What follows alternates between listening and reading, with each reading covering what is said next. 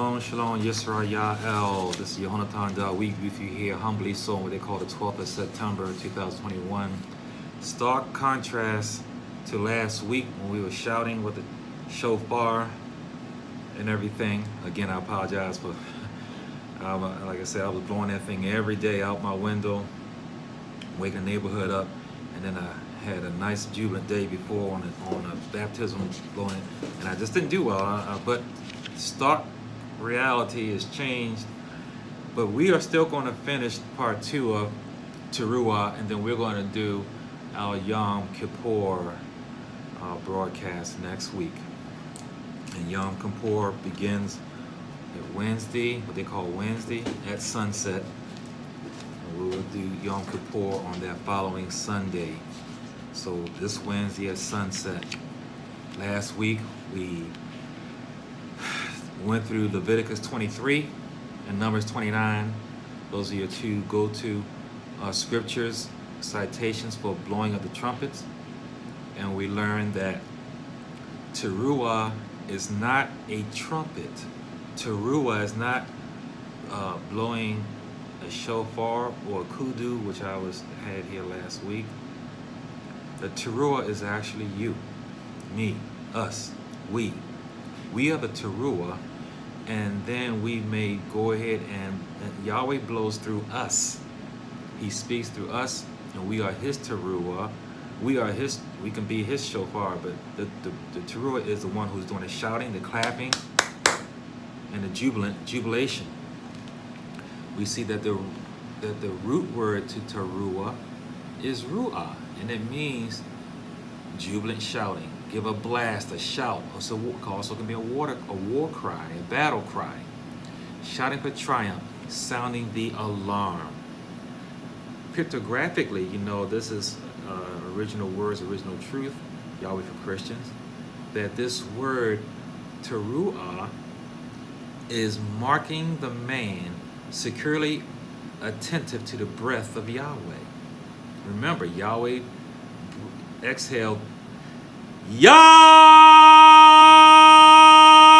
into the nostrils of Adam, and he exhaled way.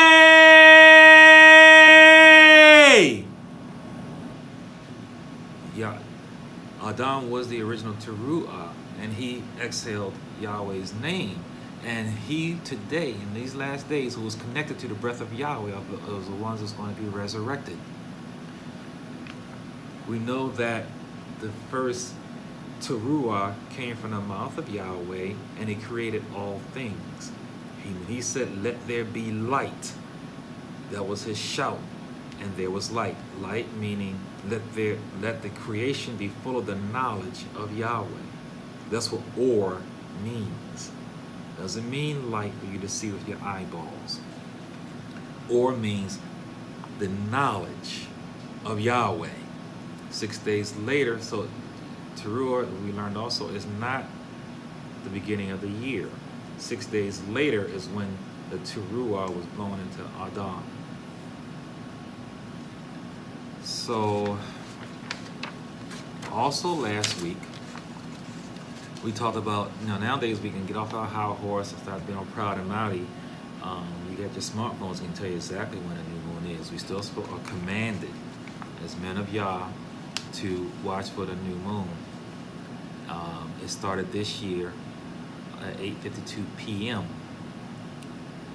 And I was teaching, and I've been doing this for 2 years now on this particular teaching, that the new moon actually is at zero luminosity. And I went through and showing that in the scriptures, primarily in 1 Samuel chapter 20. Read all of the 1 Samuel chapter 20, but the key 5 verses are verse 5, verse 24, verse 25, verse 27, and verse 30. This is showing how in the beginning of the month it was a zero luminosity moon. On the second day it was zero luminosity. On the third day is when there was the sliver. So by the time you see the sliver, you are 3 days into the month. A good example I gave this year that I didn't give last year is this. There's no controversy. Everybody agrees that the Passover begins on the 14th day of the month. on a full moon. Everybody agrees that Passover is on the 14th day of the month on a full moon. There is no debate about that. That means full means complete. That's 100% luminosity. 100%. Not 99, and it's impossible to be 101% because then you're beginning a waxing moon. So if the Passover begins on the 14th day of the month, or the first month, under a full moon, and it does, that means if you count back 14 days, then you must then be going down to a new moon, which is zero luminosity. So Passover counts from a new moon of zero luminosity. That's when Passover counts from. As such, that means that you go from 0 to 100. You go from a new moon, which is zero luminosity, to a full moon, which everybody agrees to is 100% luminosity. Nobody is saying a full moon doesn't have to be 100%. If this is true, and it is, that means Yahweh Shua died on time. If you count from a crescent, that means Yahweh Shua, who is the Pesach, died a day late. And we know Yahweh Shua died on time. He came on time, he died on time, he resurrected on time, and trust me, he will return on time. That's what the Moedim are all about, appointed times. Do not worship or celebrate a crescent. So now that brings us to, I want to finish off on Yom Teruah. We're going to start off again on Matthew 24, 36, 42, and 44. Matthew 24, 36, 42, and 44. And it reads, and this is Yahweh Shua talking about watchfulness. But of that day and hour, no one knows, not even the Malakim of Hashemayim, but my Ab only. Then we go to verse 42 and 44. Watch therefore, because you do not know what hour my master is coming.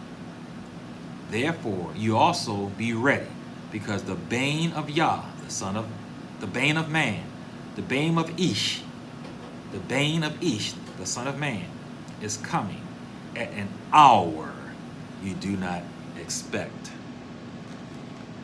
Now I'm going to tell you today, and I did it last year for those who are new and have not heard the answer, or those who may have forgotten, the exact time, the exact day. And you just heard Yahweh Shua say you don't know the exact time, or he said you don't know the exact hour. We are supposed to know the time, but not the exact hour. But I'm going to tell you your exact hour when he's going to return by the end of this broadcast. So stay tuned so you can get the exact. Am I contradicting the word? No, I'm not. But I will tell you the exact day. Stay tuned. Wake up your neighbor. Call your pastor, because he doesn't know the exact day. Now we find that since I'm in Matthew 24, who says he's talking about being watchful, because you don't know the exact hour. Let's stick there and go up to verse 14. This is Matthew 24, 14. This is Yahweh Shua talking. He says, in this Besorah of the kingdom, you call it gospel, this Besorah of the kingdom will be preached in all the world as a witness to all the nations, to all the goyim, and then the end will come. It can't come until all get this word. Let's go down to verse 35.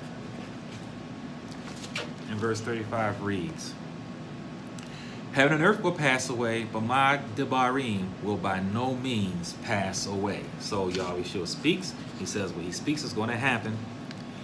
So I spoke about how this word is going to go to all the end of the world, because children are always being born and people are always dying. So no one's going to absolutely always get this word, but we're not going to go into the detail of that this time. But yes, this is not going to happen until everyone gets this word. Then the end will come. So how am I going to tell you the exact day and the exact hour? I will tell you by the end of this broadcast. And as I shared, Yahweh is the original word. When he said, let there be or, that means let there be the knowledge of Yahweh. He breathed 6 days later into Adam, the beginning of his name, Adam completed it. That's the original TORAH, represented later when Moshe was commanded to fashion 2 silver trumpets, Hatzatzerah, not shofarim. These were silver trumpets, Hatzatzerah, one for Adam, one for Mother Hawa. Now, how did Mother Hawa come to life? Because Yahweh did not breathe into her nostrils. Mother Hawa came to life when she was presented to Adam, and he saw her and was like, Yah! And she was startled to life. Way! So he teruah into her and startled her to life. This is no different, and I will testify that I witnessed the birth of both of my children. They had to be startled to life. You know, I liked how Pastor Williams put it last week. He had his shofar, because I have forgotten mine, and I'm glad I did now because of what I'm going to tell you. He had it laying on the table, and he said, that is the shofar. It is lifeless over there, and a shofar is indeed lifeless. It's laying, or a kudu, or whatever it is laying on the table. It is lifeless. It doesn't come to life until the teruah blows into it, until a living soul blows into the shofar, or the chasatzara, or the kudu, or whatever it is whatever you're blowing into. Then it comes to life. So it has to be a living being that has to give the non-living item life. Adam was beautifully created, but lifeless until Yahweh blew into him. He was presented with Mother Hawa, who was beautiful and lifeless until he startled her when he saw her and was like, wow, look what I got. Look what Yah gave me. And he startled her to life. Our evil, wicked world startles children to life, not by calling on the name of Yahweh, but by spanking them. So we wake up being assaulted.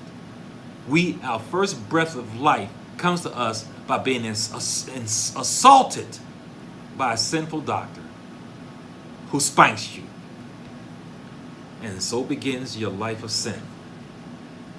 What the doctor should do is call on the name of Yahweh and startle that child to life. That's what should happen. Mother Hawa, thinking that her first son was going to be the chosen one to crush the serpent's head, raised him up and called out his name and startled him to life.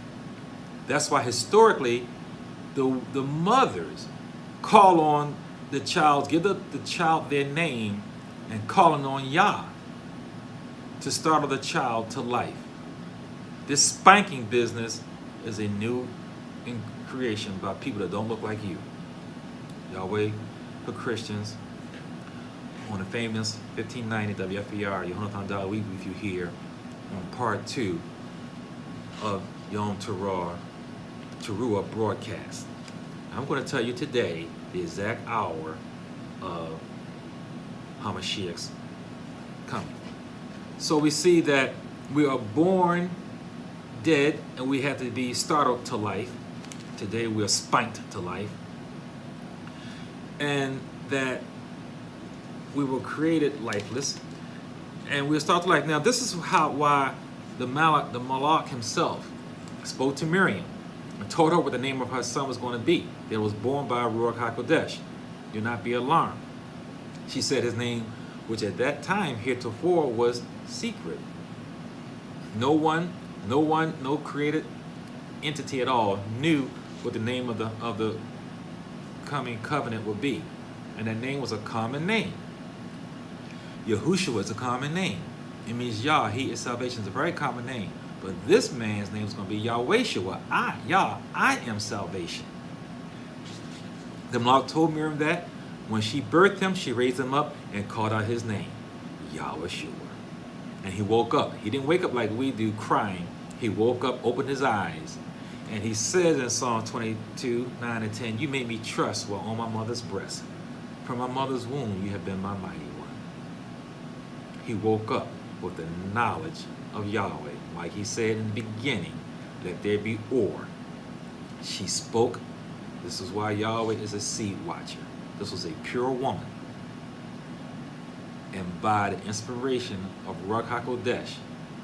Hear this what I'm telling you. The inspiration of Ruach HaKodesh, who spoke through her. He teruah through her. And she teruah through this body that was housing eternality. This limited body of flesh and blood with Dom Wama'im, blood and water in it.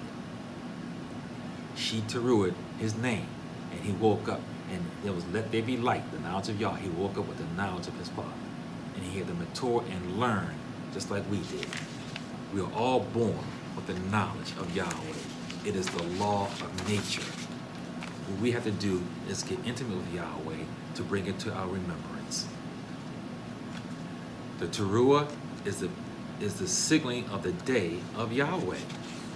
This critical moed starts the beginning of what we call the fall feast. And we have traditionally been taught, I'm going to go to the book of Daniel. Our Sunday school teachers and our Sabbath school teachers have traditionally taught us about these times and half of times as being a year. There is scripture to show that a day for a year. That's not the debate. But here in Daniel 7 and 25, Daniel 12 and 7, and then in Revelation 12 and 14, I submit to you that it's not talking about a day for a year like it does in other places. It's speaking as an appointed time. These are appointed times. That's why the Christian world and the other worlds are out of touch to what's going on, because they did not study the appointed times. Let's read Daniel 7, 25, and then Daniel 12 and 7, and then Revelations 12 and 14. I'm about to give you some revelation. Daniel 12, 7 and 25 reads, "He will speak pompous words against the Most High, will persecute the saints of the Most High, and will intend to change times and law. Then the saints will be given into his hands for a time and times and half a time." Okay? We've been told that's 3.5 years. Even I have said the same. Then we go over to 12 and 7. Down here, y'all want to know when is all these great things are going to happen. 12 and 7 reads, "Then I heard the man clothed in linen, who was above the waters of the river, when he held up his right hand and his left hand to Hashemaim, and swore by him who lives olam forever, that it will be for a time, times, and half a time. And when the power of the Kodesh Am, the holy people, has been completely shattered, all of these things will be finished." We have to have no hope for this end of the world to come.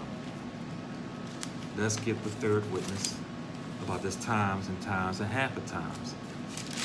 We're going to give you the understanding, a better understanding of what this means, which is different than what we have been taught. Revelation 12:14. And it reads, "But the woman was given 2 wings of a great eagle, that she might fly into the wilderness to her place, where she is nourished for a time and times and half a time from the presence of the serpent." So we got 3 witnesses here about this times, and half the times. Now I want to give some credit to Steve Maltria of TORAH Family. I think it's torahfamily.org, who submitted this alternate understanding of it. So of course I did my research, and I don't mean being a thumb scholar with a smartphone. And I studied these words, and I studied the history and all of this. And we see that the word used in Daniel 7:8 is Adam, which means time. Now, if you look at the concordance on this, it's a masculine noun, and it's a loan word. This word Adam is an Assyrian loan word, and it means fixed, appointed, definite time. And it also has an Arabic meaning, which means absolute, emphatic. So we talk about in a specific time, whatever it is.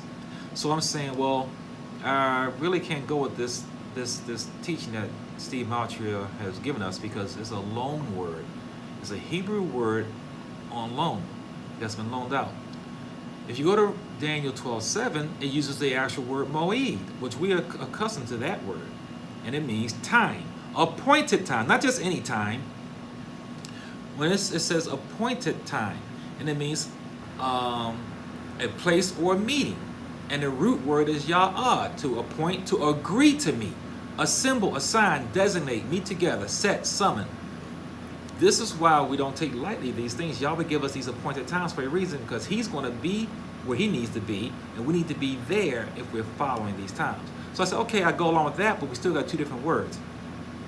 Then, of course, Revelations, we know, as I've been taught, and gave you many scriptures to back it up, the entire Torah, the whole so-called Bible, is inspired in Hebrew with very few exceptions. And I talked about the book of Revelations, which is all written in Hebrew. But even if you use the Greek word for time, for times, it has kairos, time, season, fitting season. That means the fit time and the opportune time. So I said, well, does this really mean 3.5 years, or possibly 1.5 years?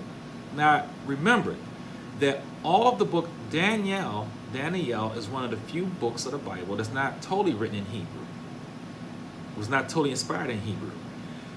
Part of it was inspired in Aramaic for different reasons that I'm not going to go into, because I'm already running out of time already.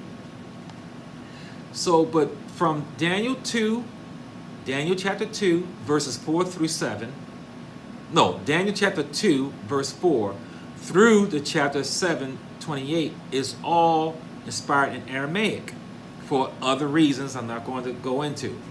The rest of it is in Hebrew. Everything before Daniel 4 is in Hebrew. Everything after Daniel 7:28 is in Hebrew. That answers the question as why in Daniel 7:25 and Daniel 12:7 there's two different words used for time. But they both are the same word, moed, appointed time. And I've already explained to you how the New Testament, and particularly Revelations, was written in Hebrew. So that word is time. So what do we get? We get time, which is moed. We get times, which is moedim. And we get chatzi, which is halftime. Now, so this first time, we're talking about the end of the age. I'm going to tell you the exact date for the end of the age. We're talking about the importance of Yom Teruah in signaling the end of the age. The process of time with the ending of the age. That's what we're talking about. Now, time is the Yom Teruah, because then you have next week, and it starts Wednesday at sunset, and you're going to have Yom Kippur. And then 5 days later, you have Sukkot. Those are your fall feasts. So that's the first time, okay? That's time. Time 2 is, then you have Pesach, first fruits, and Shavuot. That's Moedim. That's times. And then you have Chatzi, which is halftime. You have Yom Teruah again, Yom Kippur, and Sukkot. But he says he's going to come in the middle of that, which means he comes at Yom Kippur. Mashiach is supposed to come at Yom Kippur, based on this understanding of the next coming. What happened at Yom Kippur, which comes up Wednesday at sunset. Now, another thing that supports why this interpretation of Daniel 7:25, Daniel 12:7, and Revelation 12:14 is that it's not times, and half of times being a year, because the Hebrew word for year is shana. Hebrew number 8141. And in none of these scriptures are they using the word shana. They're not using shana. They're using moed. And we know moed means the appointed time. We know that's what it means. It means an appointed time. Yahweh Yeshua, as Hamashiach first, is going to come at the appointed time. So that's just another interpretation to give. So the scenario is this, and I've been teaching this for years, is that we have the sixth seal earthquake, which rocks the Western world, not the entire world, just the Western world in the north, where Yisrael has been scattered. We still have Yehuda, who's on the eastern side of the world. That begins the resurrection. Now, of course, the rest of the world is not going to even see the resurrection. They just hear thunder and then lightning and seeing the earthquakes. but indeed we will be resurrected on Yom Teruah, like Yahweh resurrected Adam when he breathed into Adam and brought him to life. We come from our graves and we are come to life by the voice of Yahweh. Those who have an ear to hear. We know that Yahweh says, my sheep know my voice and they hear it. So the dead that died without the love of Yahweh will not understand that cracking and that thunder and that lightning, and they're going to stay dead in their graves. Those who love Yahweh when they were on the top side of the dirt and passed away will hear his voice and come from their graves after that sixth seal earthquake. From that point on the seventh seal, you have a half hour of quietness. That is going to be a whole lesson by itself. I'm going to try to get it in when I can. But that's half hour. That's about 7 years. That's a half hour quietness. But then that begins the bold judgments. And we have not been reserved for bold judgments. But what happens for those who are righteous who did not pass away? That's your remnant. And they're going to have this year and a half. Before I was saying 3.5 years. So it depends. We do not know yet exactly this interpretation of these times and times and half the times. I'm now saying, looks like, because you always say it's going to cut it short. It's going to cut it short. So it may not actually be 3.5 years. They may only have that year and a half to get to Zion, the remnant. Yehuda comes from the east and the south. With their companions, they go to Sinai to marry up with Hamashiach. Hamashiach spoke. We rose, the dead in Hamashiach rose from the grave. They go to Hashemayim, and we are going to open the books, and we see where the books will be opened, and we will do our judging up there. And then we know the two sticks of Ephraim and Judah come together. They're down on earth. And so the north and the west meets with the south and the east, and they come together at Zion. 10 days later, so because we know we're going to get to the remnant, we're going to get to Zion first. 10 days later is when Yehuda and the Rechabites, who is going to be his companions, they meet with the remnant at Zion. They're going to come 10 days late because they have to kill a 200 million man army. So this is the scenario. Now remember about these words, about this teruah, that Barak hired Balaam because the Midianites told Balak how to destroy Israel. Remember, Moshe got his wife from the Midianites. He lived among them for years. And they learned that the power of Israel was in their mouths. The power was in their words. The history of us is that we have power in our words when we speak in the authority and the power of Yahweh. This was why Balak hired Balaam, who also had power in his mouth to speak and cause things to be in reality and to come to reality. Let's read Numbers 23:21. Let's go back, Numbers 23:21. And it reads, this is Balaam, and it was beautiful, given his prophecy because he couldn't curse Israel. Once Yahweh blesses something, it cannot be cursed. You cannot be cursed, Israel, unless you curse yourself. Do not curse yourself. The power of words causes reality. Balaam was not allowed to curse Israel because he could not overcome the words of Yahweh. So this is the next blessing he gave. In verse 21, he says, he has not observed iniquity in Jacob, nor has he seen wickedness in Israel. Yahweh, his mighty one, is with him, and the shout of a king is among them. The shout of a king. Their word, when he says shout, is teruah. Hebrew word 8643. See, even Balaam, who was sent to curse us, said the shout, the teruah of a king is in us. Yahweh breathed into us. He used us for his shofar, or his kudu, or his chasatzara, and he breathed through us. The power of words of Yahweh. Remember, Romans 3:2 says, we had the oracles of Yahweh's deeper realm in our mouth. I'm speaking his words now. He's speaking through me. I'm speaking with the authority and power he has given me, and what I say out of my mouth about this word is true. Over top of whoever you heard in this broadcast before, and whoever you hear after. They're not speaking of this word. It is not because they have no Ruach HaKodesh in them. And it is that Yahweh Shua is the first and the last, and the beginning and the end. The Aleph and Tau. That is what the Besorah is. And it's all about him. And this ministry is all about Yahweh Shua HaMashiach. And it is testified by those who curse you. Speak with power and authority out of your mouth is in the book. Speak truth. Speak emet. Do not curse yourself. The words cause reality. So Yahweh Shua is going to speak the resurrection, and we're going to rise up. The wise understand. While those who live on the earth, we're going to talk about that, continue on their way. They're not even going to recognize our resurrection. And then the remnant head to Zion, and Yehuda and the Rechabites head to Sinai.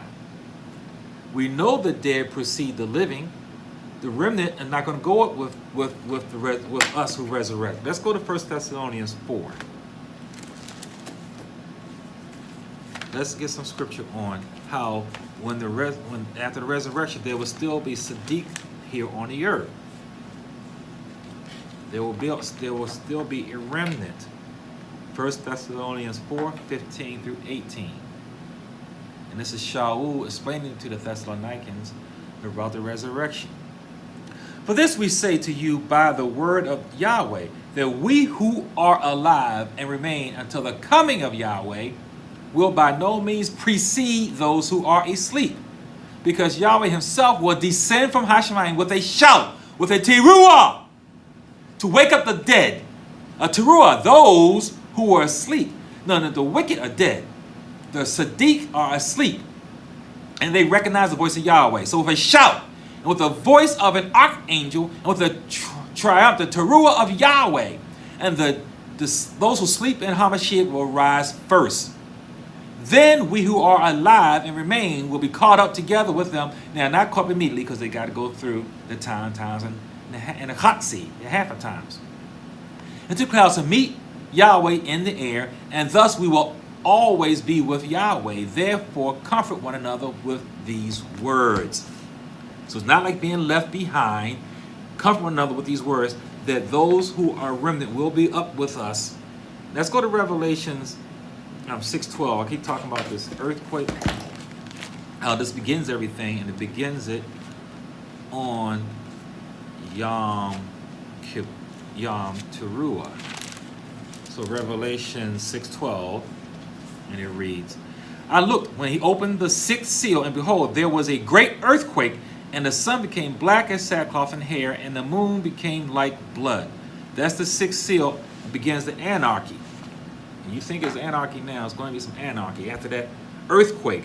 And that earthquake signals our resurrection. Let's go to, we read in Daniel 12:7 that when this will happen. This happens, it can't happen now because you still have rights. You have rights to go ahead and curse out the president. You have rights to not work on Shabbat. You have rights not to get a shot. All these things. So when is this going to happen? It can only happen, it says it right here, because Daniel said, when is this going to happen? What? In Daniel 12:7, the Malak said, and when the Kodesh Am, the holy people, are trampled like dust. When we have been thoroughly trampled with no power left, no power, nothing to support us, nothing to back, no laws to support us, no laws, the whole government, the whole world's going to turn against you. It's going to turn against us. It's going to go against us who want to exercise our freedom from not being violated with something going into your bodies that you do not want.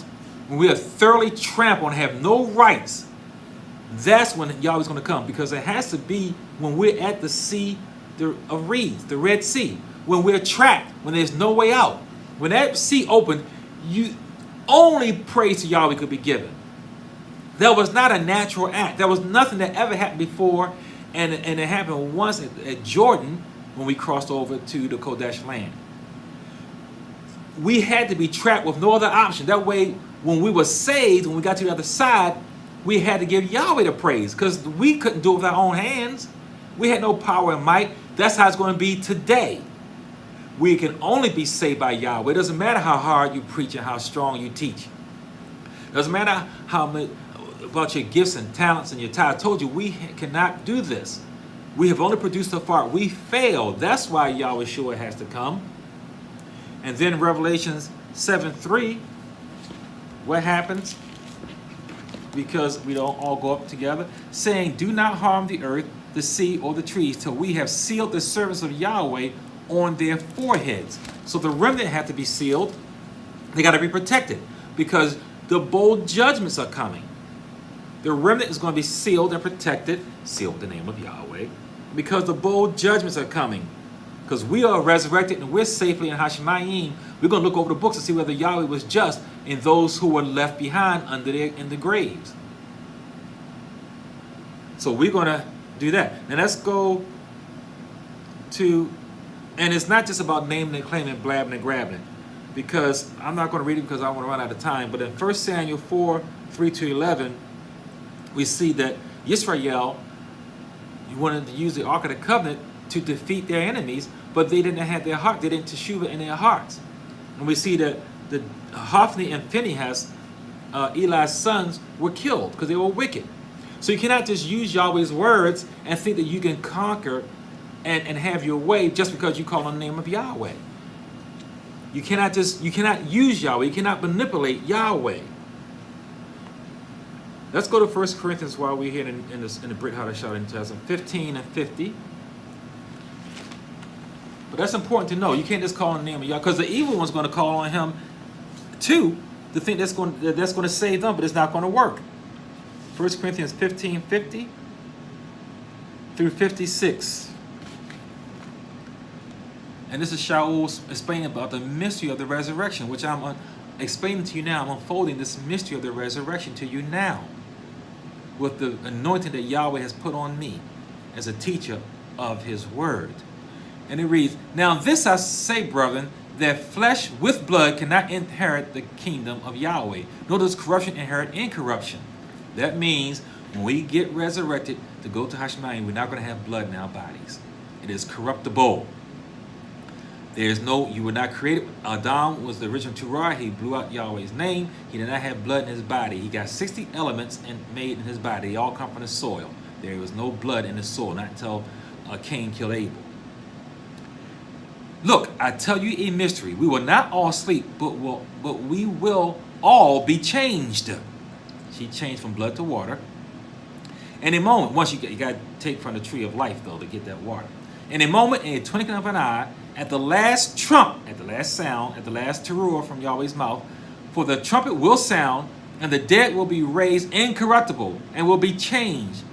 For this corruption must put on incorruption, and this mortal must put on immortality.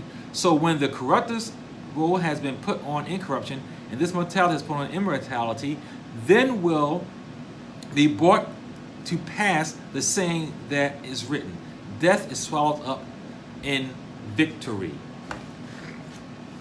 So you see, this is going to cause, this is the mystery that he's trying to tell us now. At that time, they did not know there was going to be 2,000 more years.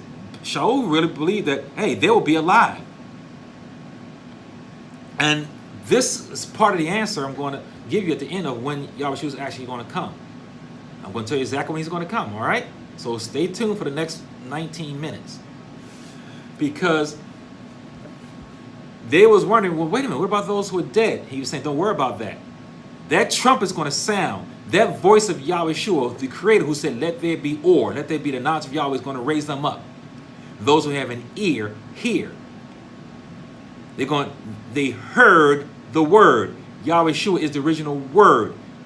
They heard the word and they were resurrected, or we will be resurrected. You have the ear to hear. Not hearing all the stuff that's going on in this world now. John 10:1-19.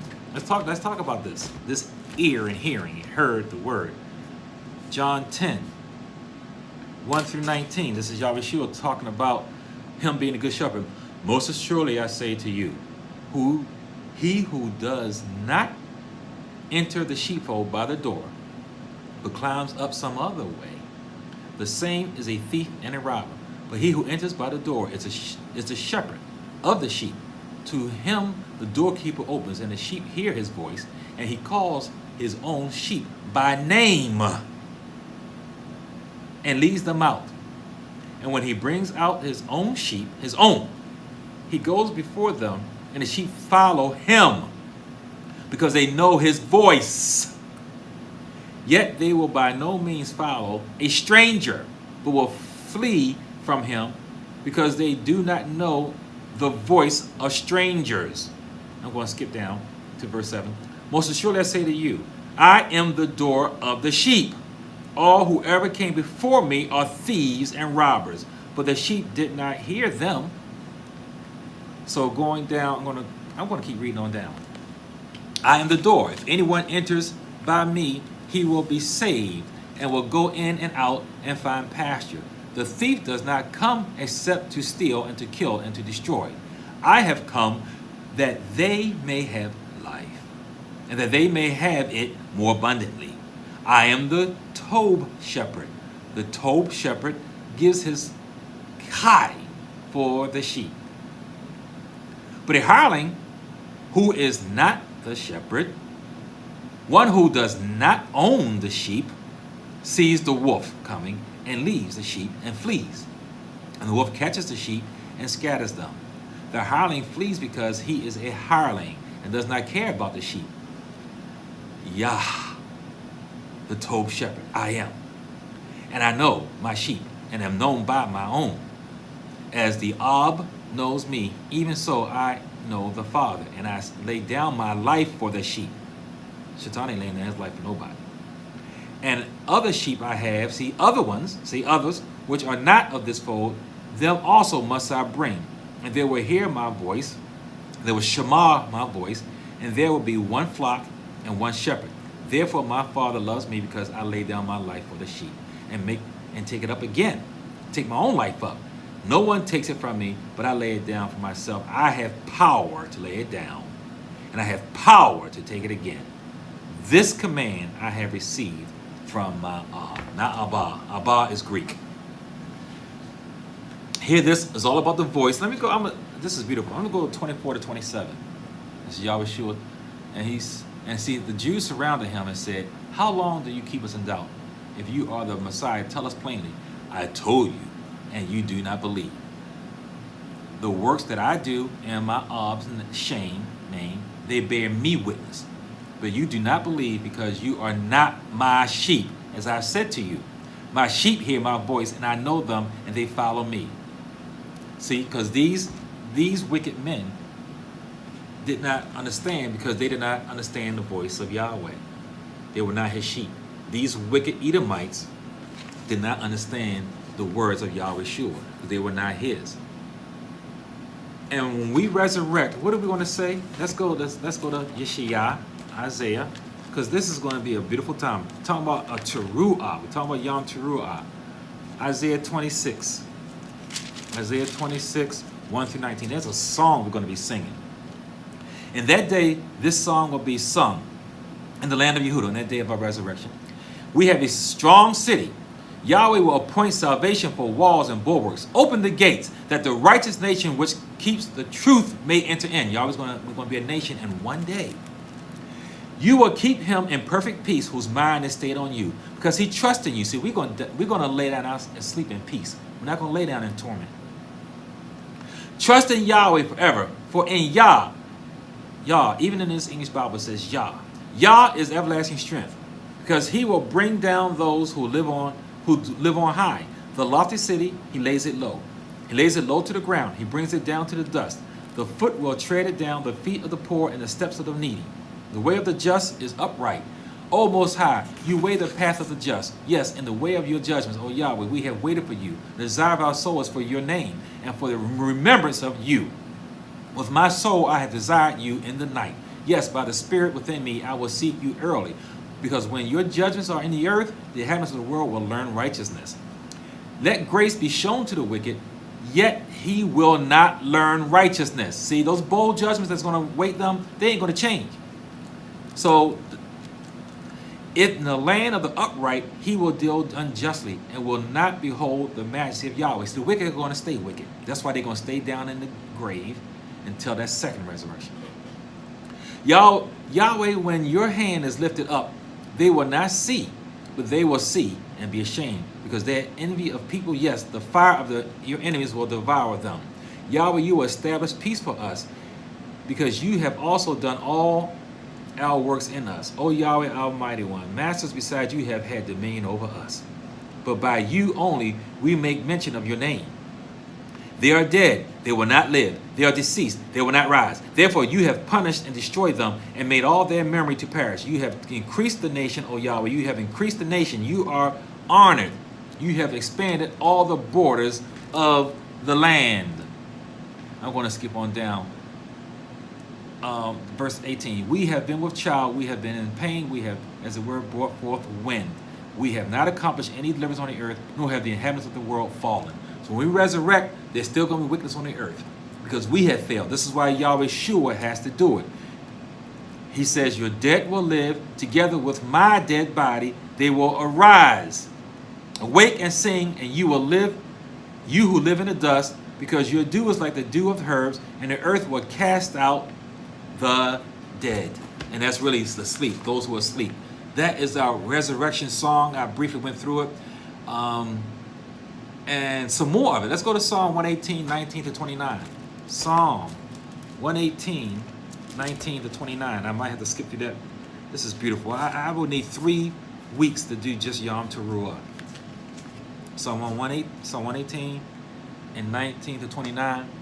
Open the gates that the Sadiq, that the gates of the open to me the gates of the Sadiq. I will go through them and I will praise Yahweh. This is the gate of Yahweh, through which the righteous will enter. See, we're going to rise into these gates. I will praise you, because you have answered me, and you have become my salvation. The stone which the builders have rejected have become the chief cornerstone. This was Yahweh's doing. It is marvelous in our eyes. This is the day that Yahweh has made. We will rejoice and be glad in it. Save now, I pray, O Yahweh. O Yahweh, I pray, send down prosperity. Blessed is he who comes in the name of Yahweh. We have blessed, see, those who comes in another name, another sheep comes in another name. Another shepherd comes in another name. We have blessed you from the house of Yahweh. The sovereign is Yahweh, and he has given us light. Remember, or the knowledge of Yahweh. Bind the sacrificeful cords to the horns of the altar. You who are my mighty one, I will praise you. You are my mighty one, I will exalt you. Oh, give TORAH to Yahweh, because he is told his seed endures olam. We're going to rise and sing and sing and sing. Ezekiel, I'm going to run out of time. 46, 1 through 4. We're going to be teaching. I think I do want to go to Ezekiel. But the remnant on the earth are going to go to Zion, and they're going to be teaching the Torah to those who live on the earth. Because right now, we are accepting it. We are learning it, and we are following it, and going by the Moedim, and meeting Yahweh at the appointed times, eating right, drinking right, speaking right, dressing right. We're practicing and doing the best we can. And we're going to fail, but the just live by faith. We're justified by our faith in Yahweh. I fail every day, but I rise up every day in the power of Yahweh. We're going to resurrect. And those left on the earth, they're going to have to be given the 613. And then they are going to see how that is going to get them to the land, but not into the land, because Yahweh Shua is the X-Man. They must accept him. And then Revelations 3, 7 to 18. This is about the faithful believers and the throne room and opening the gates. I don't know if I'm going to have time to read all that, but read Revelations 3, 7 to 18. This is about the faithful believers and the throne room. And then we got Matthew 27, 50 to 56. Wow, so much this Yom Teruah, because it speaks to the last days. Do I want to? So, I think I might want to go ahead. Okay, Matthew 27, 50 through 56. so much, so much. This is beautiful. Because your Sunday school preachers won't preach it. I gotta come out here and teach it. And it reads, and Yahweh Shua cried out again with a loud voice. He did that TORAH and yielded up his spirit. Then, behold, all the veil of the temple was torn in two from top to bottom, and the earth quaked, and the rocks were split, and the graves were opened. This is that special resurrection. Okay, and I'm not going to go into it, but this is a special resurrection, Dawid amongst others. And many bodies of the saints, and these were the Kadashim, had fallen asleep, were raised, and coming out of the graves after his resurrection, and they went into the Kodesh city and appeared to many. And it goes on. But this is a special resurrection. I want to read that because there is a special resurrection, and this is a tesseract. If you remember, I did talk about the tesseract. We are in a linear dimension right now, which cannot completely understand this word. Yahweh is not held and bound by the times and space of gravity and time like we are. Everything is before him and everything is about him all at one time. So when you're reading the Bible, you're reading it in a linear fashion. That's not how the way things happen. That's not how the way it's given. That's not how the way it's understood by those who have the Sadiq mind of Yahweh. But in this resurrection, also Yochanan was part of the resurrection. Yet he's on the island of Patmos giving us the book of Revelations. So it shows you how this is like a tesseract. It's a multidimensional, this word. That's why I wanted to read that. But in Zechariah 9:14, we see that the sovereign Yahweh blows the trumpet, which again is his voice. And just like in the days of Noah, remember, before the floods came, all the Sadiq of the earth had all by that time died. What was remaining was those who live on the earth, the wicked. This is the same thing's going to happen. Psalm 116, 15 through 19. I don't have time to read it.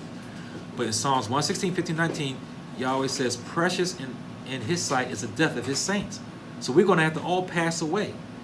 Because before these bold judgments come, except for the remnant. In Isaiah 57, 1 and 2, Yahweh says, no one considers the death of the Kadashim. See, the righteous pass away every day. We're passing away every day.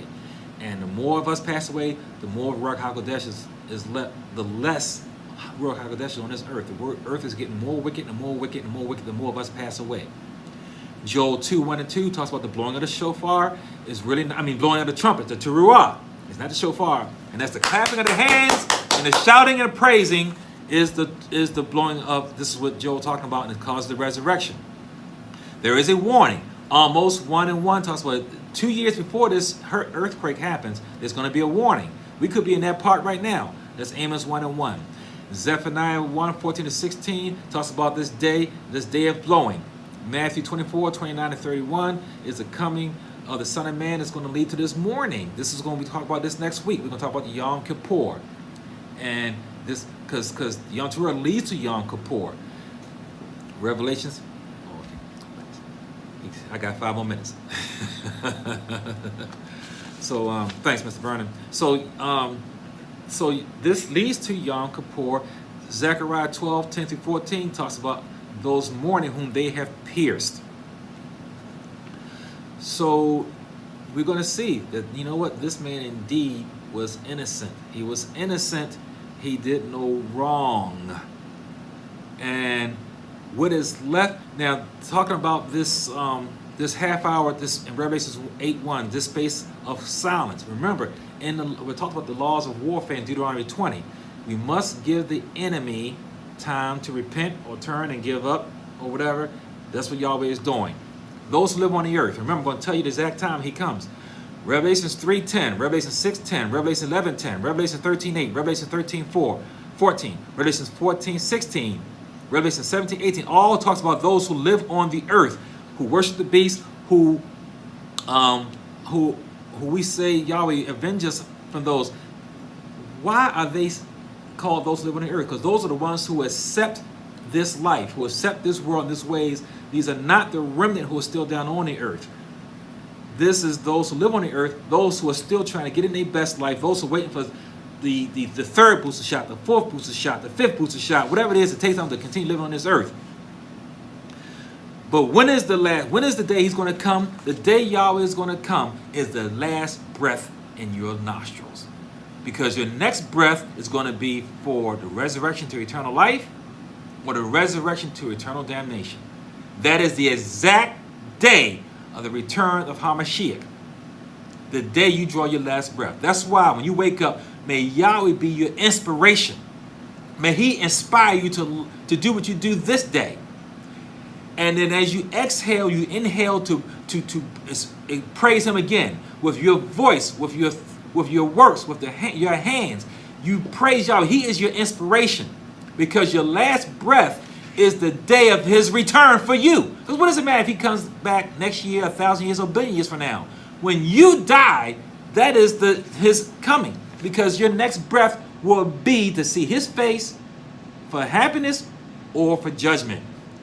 Isaiah 18:1-7 talks about those who live on the earth getting judgment. It happens at the grape harvest, and that is during this time coming up. The fall feast is the harvest of the grape time. That's why you must learn the Kodesh Moedim. Wednesday evening is sunset, is Yom Kippur. We're going to do Yom Kippur next lesson. Until then, we with here, Yahweh for Christians, on the famous 1590 WFBR. Shalom Aleichem, peace be on you.